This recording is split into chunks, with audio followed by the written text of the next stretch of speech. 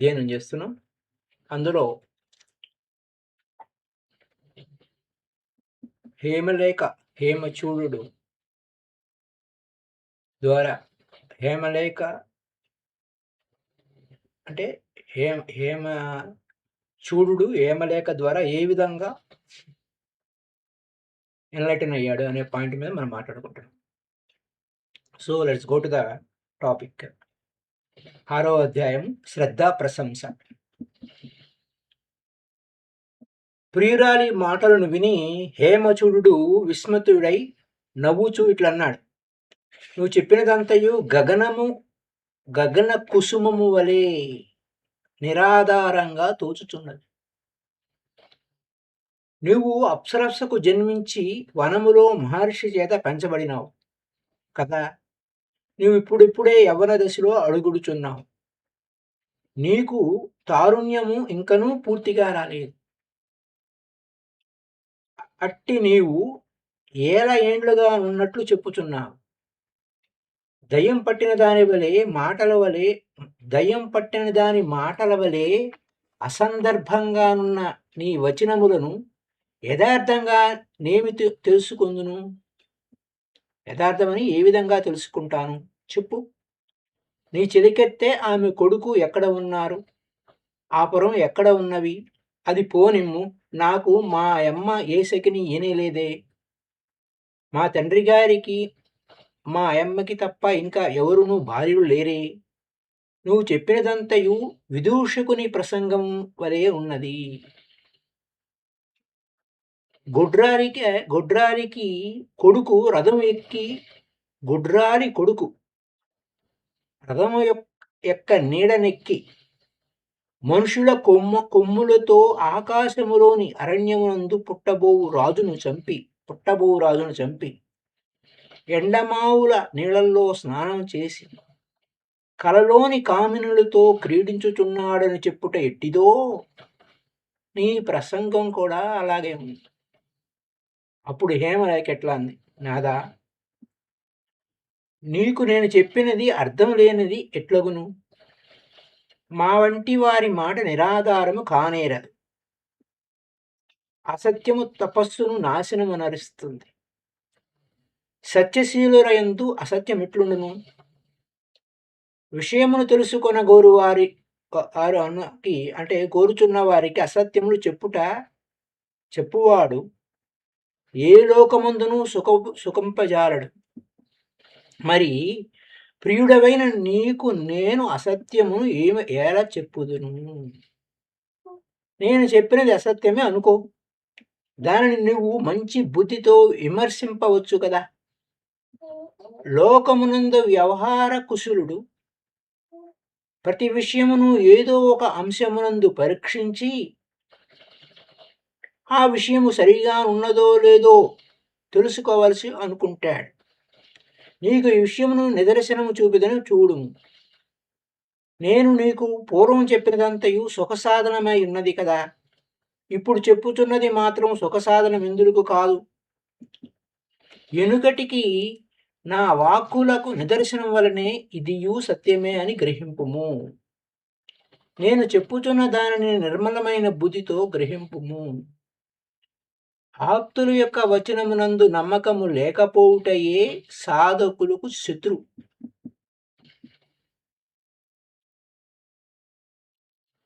ప్రేమగల తల్లి బిడ్డను పెద్ద భయముల నుండి ఎట్లు రక్షించునో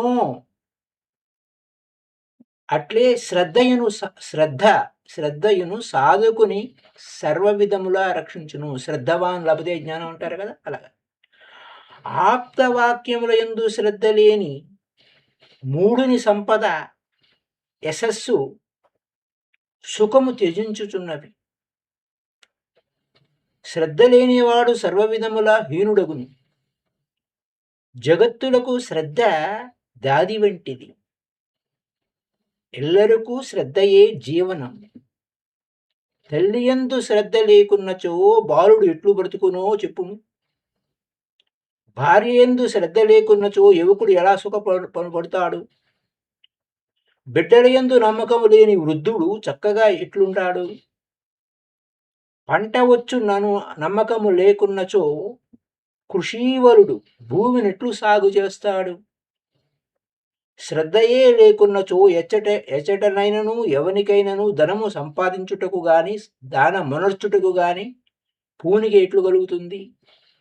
శ్రద్ధ లోపించినచో లోకము యొక్క స్థితియే తలక్రిందులవుతుంది. కేవలం నమ్మకం వలనే లోక వ్యవహారం జరుగుతుండటం లేదు. దున్నినప్పుడు భూమి పండుట, దున్నప్పుడు పండకుండుట అనుభవము చేత గ్రహించి కృషీవలుడు సాగు చేస్తూ ఉన్నాడు. ఒకరి మాటలను అతడేల నమ్మవలే అని నీ అందువేని వినుము. ఒకడు 1 సంవత్సరము భూమి దున్నినాడు, పంట వచ్చింది. అట్లే మరలా పంట వచ్చునను నమ్మకం వలనే కదా వాడు 2వ సంవత్సరం దున్నుచున్నాడు. కావున అనుభవముతో పాటు నమ్మకము కూడా ఆవశ్యకమే. శ్రద్ధ లేకపోతే లోకము నశిస్తుంది. కాబట్టి దృఢమైన శ్రద్ధతో శ్రేష్టమైన సుఖమును పొందుము. చిన్నవారి మాటలను ఏల నమ్మవలే అని తలంపుకుము. చిన్నవారి మాటలను నమ్మనక్కర్లేదు అనున్నది కూడా ఒక నమ్మకమే కదా. నమ్మకము లేకున్నచో ఏ పనినైనా ఎట్లా చేయగలవు? అప్పుడు హేమచూడు ఇట్లని, శ్రేయస్సును కోరువాడు సత్పురుషుల యందే శ్రద్ధ కలిగి ఉండవలడని గని, శ్రేయస్సును కోరేవాడు సత్పురుషుల యందే శ్రద్ధను కలిగి ఉండవలేం గాని అన్యులందు ఉండరాదు. గాలమునకు తగిలించిన ఎర్రను చూసి ఆహారమే అని నమ్ముచున్న చేపలు ఎలా నశిస్తున్నవో అట్లే మానవులు విచారించకుండా నమ్మినచో వినాశనము నందుతారు.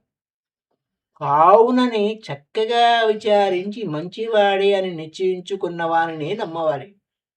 కానీ నమ్మకం కాదు లేకున్నను నమ్మరాదు. కావున ఏ పని చేయుటికైనా విచారణ ముఖ్యం, కానీ నమ్మకం కాదు. కాబట్టి నమ్మకం లేకున్నచో ఏ పనైనా ఎట్లు చేయగలవు అను నీ ప్రశ్న ఎట్లు కుదురును అన్నాడు. హేమలేఖ ఎలా అంది? ఎట్లు కుదురునో చెప్పేదను వినుము. ఒకడు సత్పురుషుడో కాదో ఎట్లు నిశ్చయింతు? శాస్త్రమును అనుసరించి సత్పురుషుల లక్షణములను బట్టి నిశ్చయింపవచ్చునందువేని అప్పుడు శాస్త్రమునైనను నీవు నమ్మక తప్పదు. కావున విశ్వాసం వలనే లోకమంతయు ప్రవర్తించుచున్నది. అంతులేని తర్కము చేత గాని అసలు తర్కమే లేకుండా ఉండటగాని ఎవడూ ఎచ్చటను శ్రేయస్సును పొందజాలడు. తర్కమే లేని వానికి ఒకప్పటికి శ్రేయస్సు కలుగునేమో కాని అంతులేని తర్కం చేత మాత్రం ఎవ్వడు శ్రేయస్సు పొందజాలడు. పూర్వము శశిగిరి యందు గోదావరి తీరమున బుద్ధిశాలి అయిన కౌశికుండను విప్రుడున్నాడు. ఆయనకు 100 కొలది శిష్యులున్నారు. వారొకసారి గురువు లేనప్పుడు తమ బుద్ధిని అనుసరించి లోకస్థితిని నిర్ణయించుకోదలుచుకున్నారు. ఒకరితో ఒకరు చర్చించుకొనుచున్నారు. అప్పుడు శుంగుడను శుష్క తార్కికుడు వారు కడక వచ్చి వారందరూ ఆక్షేపించి ఇలా చెప్పాడు, మీరందరూ నా మాట వినుండు. సత్యమున్నది ఎక్కడ సిద్ధింపదు. ప్రమాణము చేత గ్రహింపబడినది కదా సత్యమని చెప్పబడును. ప్రమాణము దోషయుక్తమైనచో సత్యము నిరూపితం కాదు.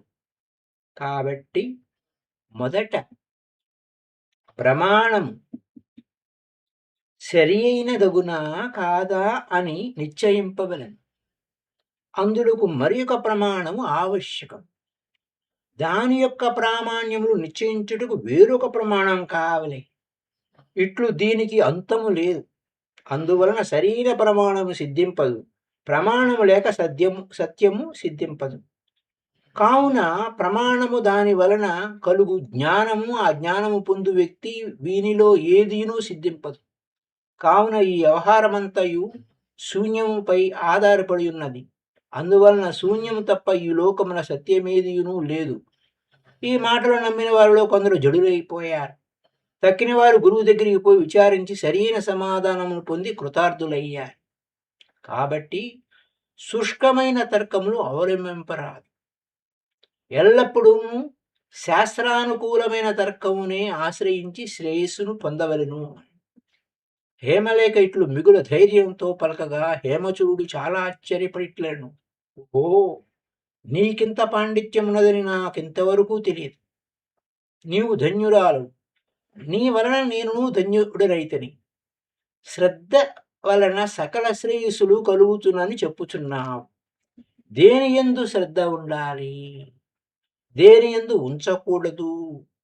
పరస్పర విరుద్ధములుగా శాస్త్రములు అనంతముగా ఉన్నాయి.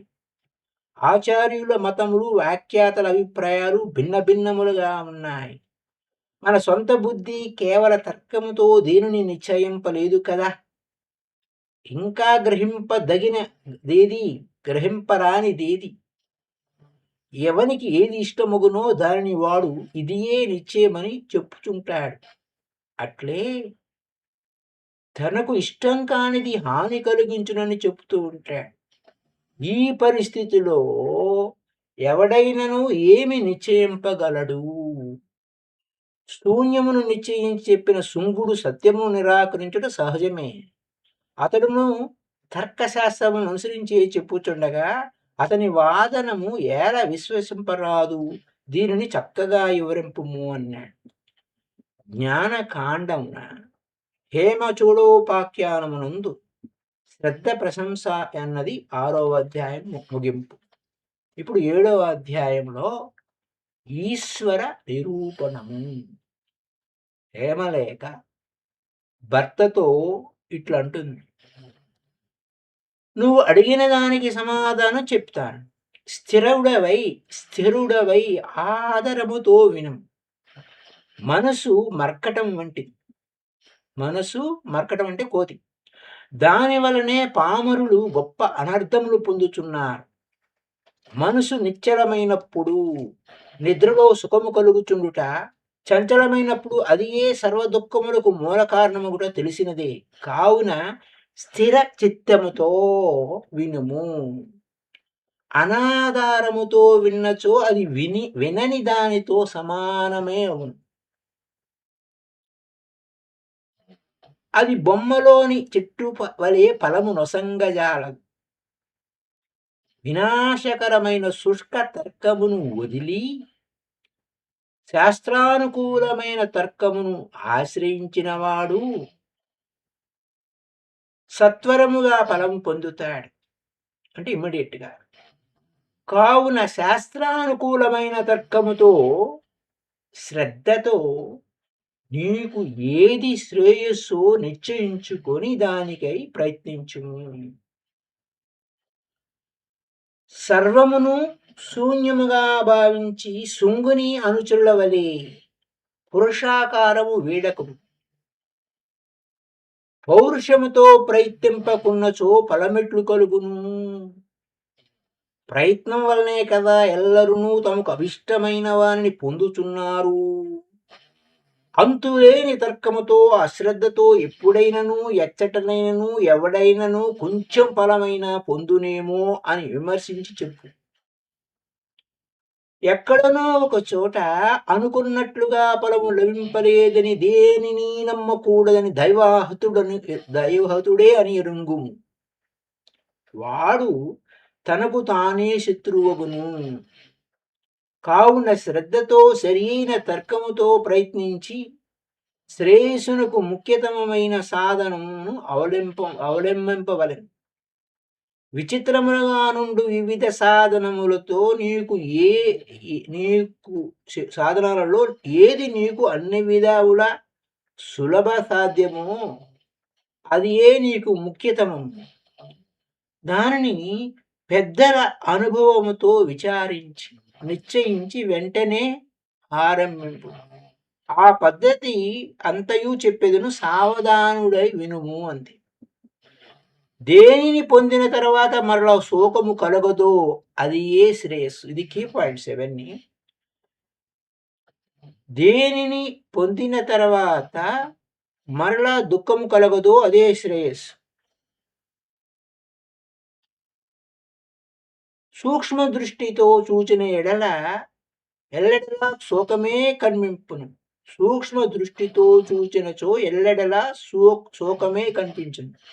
ఇది బుద్ధుడి యొక్క ఆర్య సత్యాల్లో సర్వం దుఃఖమయమే. 4 నోబెల్ ట్రూత్స్‌లో ఫస్ట్ వన్ సర్వం దుఃఖమయమే. నోబెల్ ట్రూత్‌లో బుద్ధుడు చెప్పిన నోబెల్ ట్రూత్‌లో. అదే పాయింట్ ఇక్కడ సూక్ష్మ దృష్టితో చూచినచో ఎల్లెడలా శోకమే కనిపించును. ఏది శోకముతో కూడుకుని ఉండునో అది శ్రేయస్సు కానే కాదు. చూడండి ఎంత అద్భుతమైన పాయింట్. భార్య పుత్రులు రాజ్యము మొదలుగునవి అంతయు అస్థిరము, కాలము అను సర్పము చేత మృంగబడుచున్నవి. ఈ విషయాలలో అన్నిటి యందు శోకమునకు చాలా శక్తివంతమైన బీజమున్నది. ఇట్టివి పరమశ్రేయస్సునకు సాధనములిట్లగును. ఈ ధనాది విషయములు గ్రహింపదగినవే అను భ్రమ మోహం వలన కలుగుచున్నది. జగత్కర్త అయిన మహేశ్వరుని వలన ఎల్లరూ మోహమును పొందుచున్నారు. కొంచెం విద్య కలిగిన గారడి వాని వలనే అనేకులు మోహితులగుచుండగా జగత్కర్త అయిన మహేశ్వరుని మహామాయ నుండి ఎవ్వడూ తప్పించుకొనజాలడు. గారడిలోని మాయ నెరింగినవాడు దాని నుండి తప్పించుకొనగలుగుచున్నాడు. అట్లే మహేశ్వరుని మాయ నెరింగినవాడు దాని నుండి తప్పించుకొని శాశ్వతమైన సుఖమును పొందుచున్నాడు. కానీ ఈశ్వరుని అనుగ్రహం పొందినవాడు ఆ మహామాయను గుర్తించి దాని నుండి తప్పించుకొనగలడు. కావున సర్వ విధముల మహేశ్వరుని శరణం పొందినవాడు ఆయన వలన ఆత్మవిద్యను పొంది మహామాయ నుండి తప్పించుకొనగలడు. శ్రేయస్సాధనములైన యోగములు అనేకాలున్నాయి. అవి ఏవియూ మహేశ్వరుని అనుగ్రహింపలేక ఫలింపవు. అనుగ్రహము లేక ఫలింపవు. కావున మొదట విశ్వకారుణుడైనటువంటి మహేశ్వరుని ఆరాధింపు. అనంతరము మోహము నశింపజేయు ఏ యోగమునైనను సాధింపవచ్చు. ఈ జగత్తు ప్రత్యక్షంగా కనిపించుతున్నది. వస్త్రము, గృహము మొదలుగుగా ప్రతి పదార్థము ఒకానొక కర్త చేత సృష్టింపబడుచున్నది. అట్లే ఈ జగత్తు ఈశ్వరునిచే సృష్టింపబడుచున్నది. ఇది తర్కము చేతనే కాక పెక్కు శాస్త్రముల చేత కూడా నిరూపింపబడుచున్నది. ఈ లోకమునకు కర్త ఎవడునూ లేడు. సృష్టి తన స్వభావము చేతనే జరుగుతున్నదని చెప్పు ఆగమము ఒకటి కలదు. కానీ అది తర్కయుక్తములైన పెక్కు ఆగమముల చేత ఖండింపబడినది. ప్రత్యక్షం ఒకదానిని ప్రమాణంగా గ్రహించి దేహము నశించుటతోడనే ఆత్మ కూడా నశించుచున్నవని చెప్పుచున్న ఈ ఆగమము యథార్థంగా ఆగమే అవుతుంది. ఈ ఆగమే అవుతుంది. కావుననే దానిని వివేకము గల మహాత్ములెవ్వరూ అంగీకరింపలేదు. శుష్క తర్కముపై ఆధారపడిన ఈ శాస్త్రమును పరిగ్రహింపరాదు. ఈ జగత్తు సనాతనమైనదని, దీనికి అచేతనమైన ప్రకృతియే కారణమని కొందరు చెప్పుతుంటారు. ఈ మతం కూడా అసమంజసమే. క్రియలన్నీ బుద్ధిపూర్వకంగానే జరుగుతున్నవి. బుద్ధిరహితమైన క్రియ కనిపించుట లేదు. బుద్ధి కలవాడే క్రియను చేయుచున్నాడని శాస్త్రం వలనే కాక ప్రత్యక్షంగా కూడా కనిపించుతున్నది. కావున బుద్ధిశాలి అయిన కర్తయే ఈ జగత్తును సృష్టించుచున్నాడని నిరూపితమవుతున్నది. కానీ ఈ జగత్తు సాధారణ పదార్థం వలె కాక ఊహకందని రూపంతో అనంతమైన శక్తితో విలచుల్లుతున్నది. కావున ఇట్టి జగత్తు యొక్క కర్త కూడా లోకములోని పదార్థముల యొక్క కర్తల కన్నా విలక్షణముగా మితిలేని సామర్థ్యం కలవాడై ఉన్నాడు. అట్టి జగత్కర్త అయిన ఈశ్వరుడే తన్ను ఆశ్రయించిన వారిని సముద్ధరింపగలడు. కావున ఆయననే ఎల్లప్పుడూ సకల విధముల శరణం పొందు. లోకమున కొంచెం ప్రాభవం కలవాడు కూడా తన్ను నిష్కపటంగా ఆశ్రయించిన వాని ఎడల ప్రసన్నుడై వాని అభిష్టములు తీర్చుచున్నాడు. అట్టి ఎడల లోకేశ్వరుడు భక్తవత్సలుండు అయిన దేవునిని చక్కగా ఆరాధించినచో ఆయన వలన మనము పొందరానిదేది ఏముంటుంది? లోకములో ప్రభువులు నిలకడలేని వారుగా, నిర్దయులుగా, కృతజ్ఞులుగా ఉంటారు. అందుచేత వారి వలన కలుగు ఫలం కూడా అస్థిరంగానే ఉంటుంది. మరి పరమేశ్వరుడు దయాసముద్రుడు, కృతజ్ఞుడు, చక్కని వ్యవస్థ కలవాడు.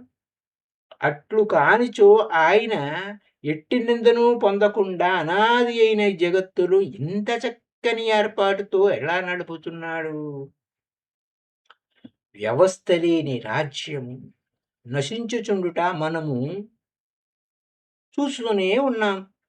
కావున ఆయన దయాసముద్రుడని చక్కని వ్యవస్థ కలవాడని ప్రశంసింపబడుచున్నాడు.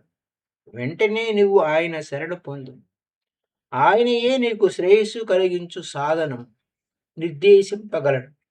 దేని వలన శ్రేయస్సు కలుగునని సాధనమును గురించి నీవిప్పుడు ఆలోచించవలదు.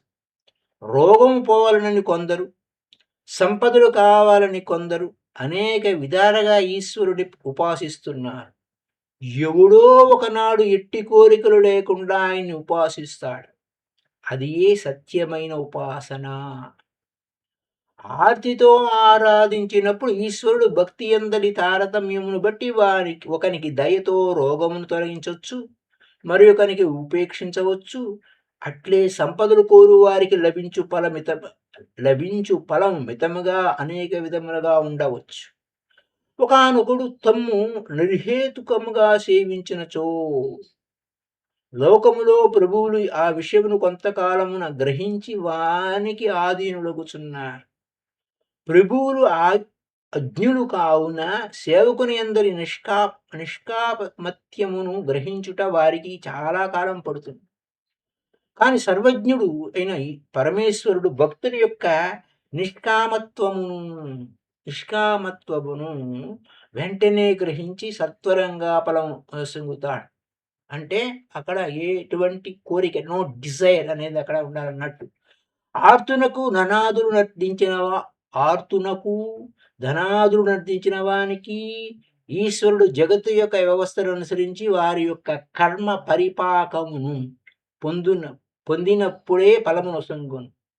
నీవు తప్ప నాకు శరణము లేదు అని శరణాగతి చేసిన భక్తుని విషయమున భగవంతుడు వాని యోగక్షేమములు వహించుచు వాని కర్మ పరిపాకమును పొందకున్నను జగత్తులోని వ్యవస్థ యొక్క నియమములను కూడా అతిక్రమించి వానికి సత్వరంగా శ్రేయో సాధనాలను కలిగిస్తున్నాడు.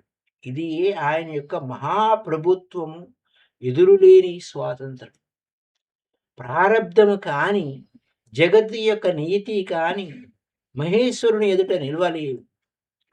ప్రారబ్ధము కాని జగత్తు యొక్క నియతి కాని మహేశ్వరుని ఎదుట నిలవలేవు. మార్కాండేయుని విషయమున మహేశ్వరుడు ప్రారబ్ధమును నియతిని అతిక్రమించి దీర్ఘాయు నొసంగుట ఎల్లరికూ తెలిసినదే. ప్రారబ్ధము నియతి సాధారణంగా దాటరానివే. అసమర్థులైన వారు ప్రారబ్ధమును అతిక్రమింపలేరు. కానీ సమర్థులైన యోగులు ప్రాణాయామము చేత దానిని జయించుచున్నారు. యోగులు ప్రారబ్ధమును జయింపగలరనుటలో నియతిలో ఒక భాగమే. ప్రారబ్ధమనగా ఫలమునిచ్చుటకు ప్రారంభించిన మన కర్మయే. ప్రారబ్ధమనగా ఫలమునిచ్చుటకు ప్రారంభించిన మన కర్మయే.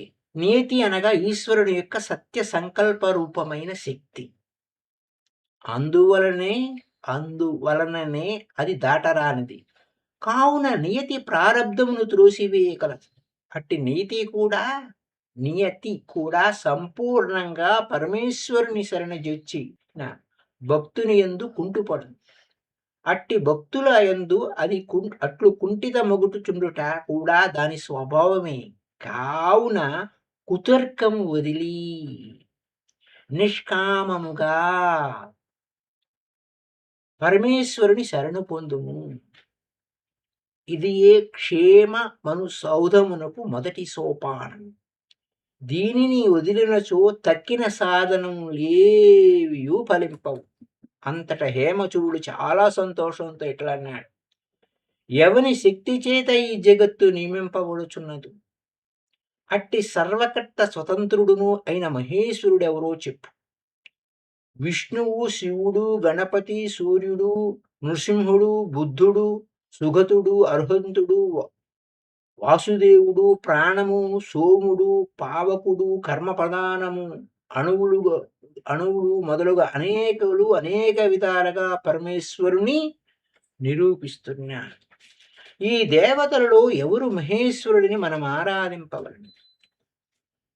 భగవంతుడైన వ్యాఘ్రపాదుని వాత్సల్యమునకు పాత్రురాలవైన నీకు తెలియనిదేమీ ఉండదు.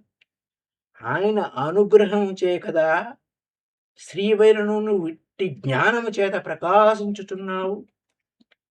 అప్పుడు హేమలేఖ హర్షంతో ఇట్లంది: నాదా, ఈశ్వర స్వరూప నిర్ణయం చెప్పేదని విను. లోకములను సృష్టించి పాలించి లయముందించేవాడే ఈశ్వరుడు. ఆయనయే విష్ణువు, శివుడు, బ్రహ్మ అయిన సకల దేవతలు. ఆయన శివుడే విష్ణువు కాదు, విష్ణువే శివుడు కాదు అను ఈ విధములుగా చెప్పుట వీలు లేదు. పంచముఖుడు, త్రినేత్రుడు అయిన శివుడు జగత్కర్త అని చెప్పుచున్నారు. లోకములో కుండలు మొదలుగు వానిని చేయువాడు చేతనుడుగా శరీరము కలవాడుగా ఉన్నాడు.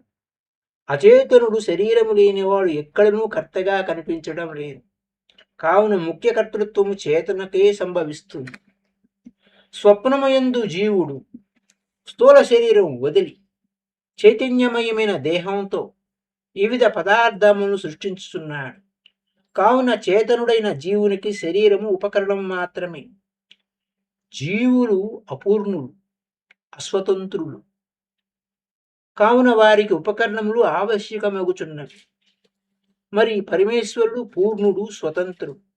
అందువలన ఆయనకు ఏ సాధనము ఆపేక్షింపక సర్వము సృష్టించుతున్నాడు. కావున ఆయనకు శరీరం లేదు. ఆయనకు శరీరం ఉన్నదన్నచో లోకములోని కార్యకర్తలకు వలె ఆయన కూడా కుండను చేయుటకు మట్టి వలె జగత్తును సృష్టించుట ఒక పదార్థంగా కావలసి ఉంటుంది.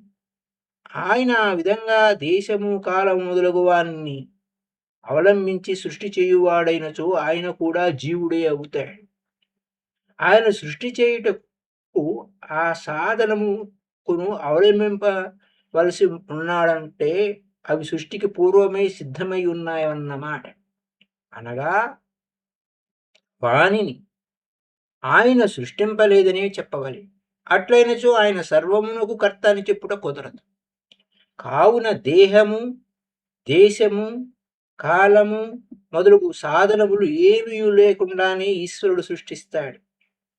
కావున ఆయనకు స్థూలమైన శరీరము లేదు. స్థూలమైన బుద్ధి కలవారు పరమేశ్వరుని యొక్క అశరీరత్వమును గ్రహింపజాల.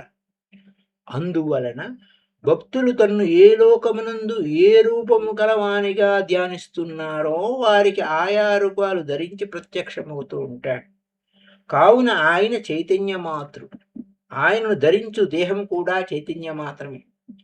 ఆ చైతన్య స్వరూపిణియే త్రిపురా మహేశ్వరి. ఆమె యందే జగత్తు అంతయు వివిధ భేదములతో భాషించుచున్నది. చరాచరాత్మకమైన ఈ జగత్తంతయు ఆమె యందే అద్దములో నగరం వలె కనిపించుచున్నది. ఈ జగత్తులో ఆమె కన్నా అన్యంగా ఏదీ లేదు. అంతయు ఆమెయే. అందువలన జగత్తులో ఉత్తమము, అధమము అను భావనలకు అవకాశమే లేదు. అందువలన జగత్తులో ఉత్తమము, అధమము అను భావన అవకాశమే లేదు. ఇది అన్ని కీ పాయింట్స్ బాగా గుర్తుపెట్టుకోవాలి. శివుడు, విష్ణువు మొదలగు మూర్తుల యందున్న చైతన్య శక్తి ఆమెయే. కావున ఆ దేవతలందును ఒకరు ఎక్కువ మరొకరు తక్కువ అను భావింపరా.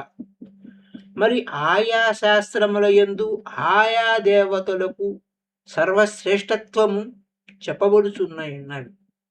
ఆ రూపములన్నీయు ఆమె యందే కల్పింపబడుచున్నవి కావున అవి ముఖ్యములు కావు. ప్రాజ్ఞుడు నిరాకారమైన చైతన్యమునే ఉపాసింపవలెను. అందువల్ల సామర్థ్యం లేనివాడు దానికి ఏ దేవతా రూపమునందు బుద్ధి లగ్నమగుతో ఆ రూపాన్ని ధ్యానిస్తాడు.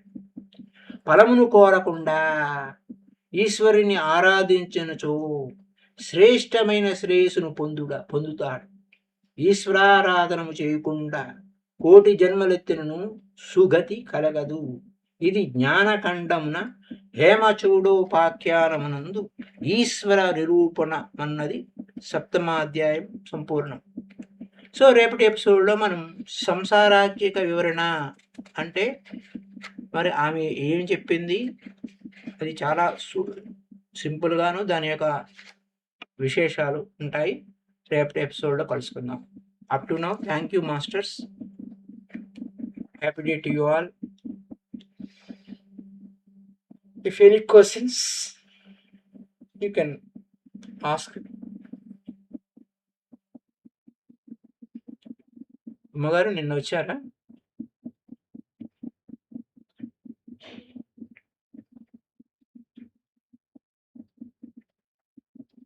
లేకపోతే నిన్న కొంత ఉన్నది, ఆల్రెడీ 15వ తారీఖు ఉన్నది చూడండి. So thank you all the masters. Happy day to you all.